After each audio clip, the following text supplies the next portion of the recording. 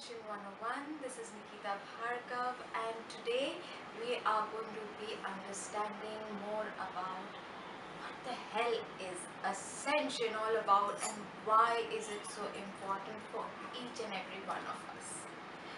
Starting from the word ascend, if you can go and check in English dictionary, the meaning of the word ascend is to move upward. So in essence, what we are trying to do as a collective, as an individual, is we are trying to move upward in vibration, in frequency, and as well as our energies. Now, we are all made up, and if you try and understand, everything essentially comes down to we are energy. But right now, I'm going to go back a little in time and start from pre-3D. What does that mean?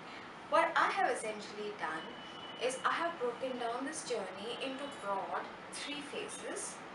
But the first phase, the 3D phase, is divided into phase 1 and phase 2.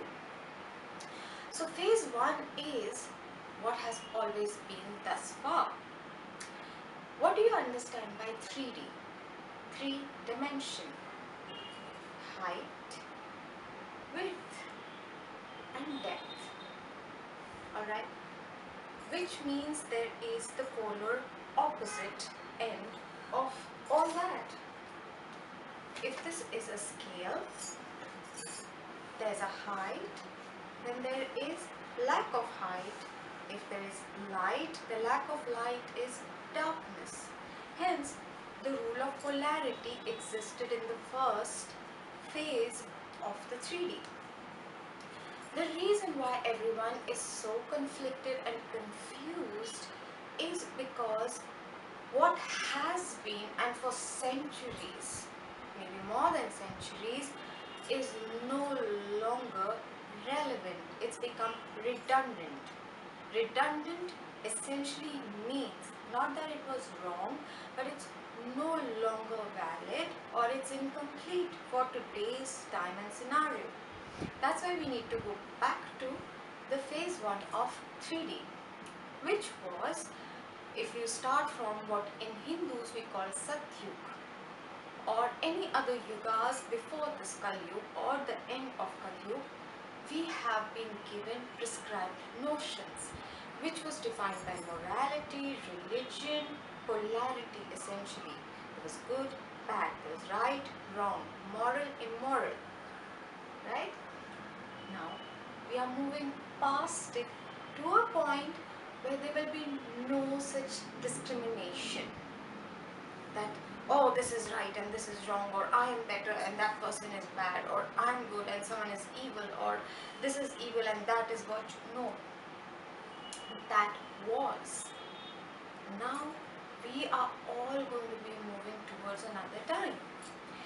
So in earlier times, what our elders tried to do, because somewhere we all know these are all crucial elements: our mind, our emotions, our soul, our physical body, everything needs to work. We are here on planet Earth to gather certain experiences, the human experience, right? So they try to divide it and say, okay, the first 25 years you're going to be a student, then for the next 25 years you're going to be in the Grahastha ashram or experience marriage and grahasthi and responsibility, be a householder, enjoy sex, procreation, after which you will start doing service, and then you will exit and go and work on your spirituality, essentially leave all the moh maya. On paper it was wonderful, but it didn't necessarily work in that essence. And what would happen? Someone would die before they've reached the 3rd stage or the 4th stage, and ta-da! What do we do now? And along with that, not everyone really utilized the phases for what it was meant to be.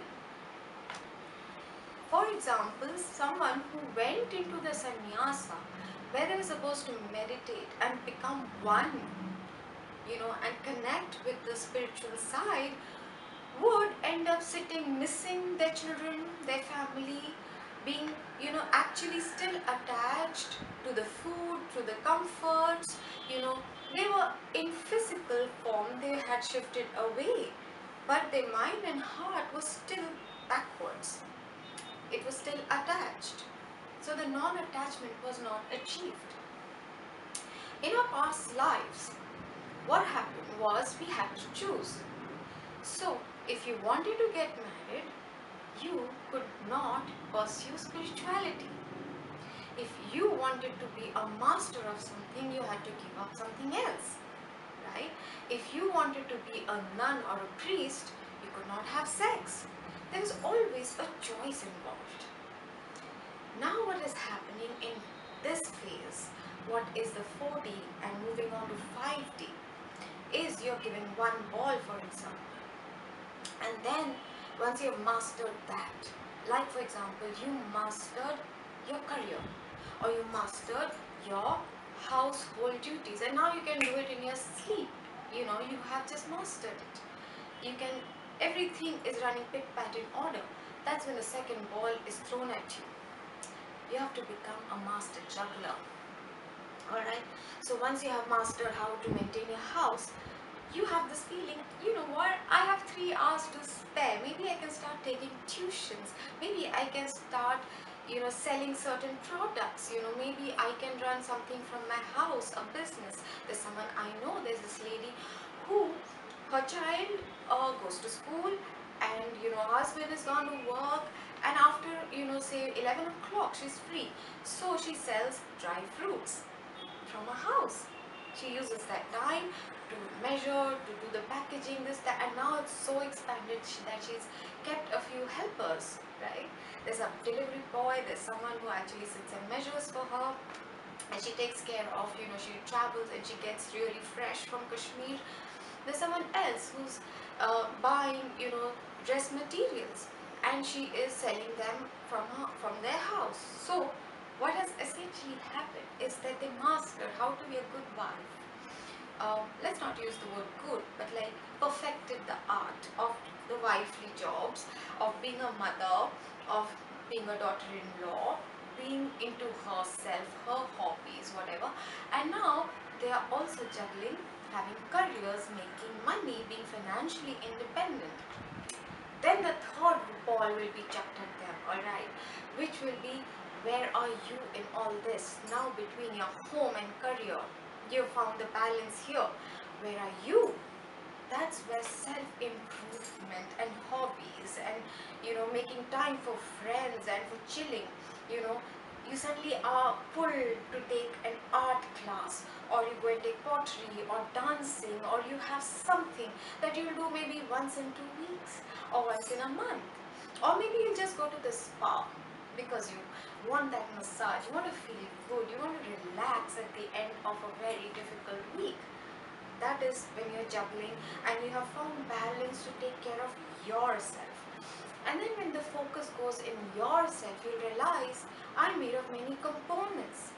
I have my past, I have my childhood, I have my whole experience. Along with that, I have my body, I have my emotions, I have my mind. And you know what? I'm doing so much, but my mind feels unused. Everything I'm doing on autopilot. Alright? So this is where Ascension is like juggling several balls together. This is part 1 and I'm going to continue in part 2. So this is Nikita Bhargav. See you next.